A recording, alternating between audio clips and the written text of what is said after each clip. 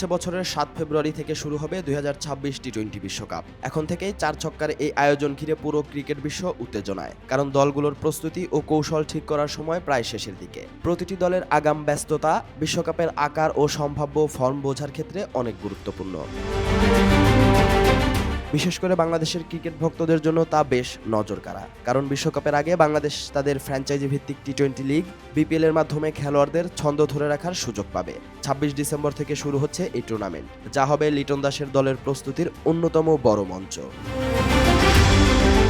অন্যদিকে বিশ্বকাপের আগ দিয়ে স্বাগতিক ভারত সবচেয়ে বেশি ব্যস্ত থাকবে। ডিসেম্বর ও জানুয়ারিতে তারা খেলবে মোট 10টি টি-20 ম্যাচ।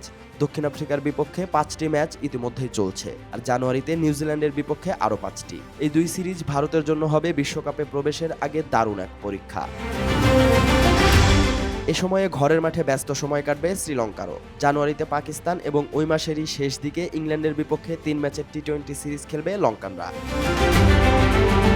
বিশ্বকাপের আগে ব্যস্ততা আছে দক্ষিণ আফ্রিকারও। ভারতের বিপক্ষে এখন 5 ম্যাচের টি-20 সিরিজ খেলছে তারা। জানুয়ারি ফেব্রুয়ারিতে ঘরের মাঠে ওয়েস্ট ইন্ডিজের বিপক্ষে 3 ম্যাচের টি-20 সিরিজ খেলবে প্রোটিয়ারা।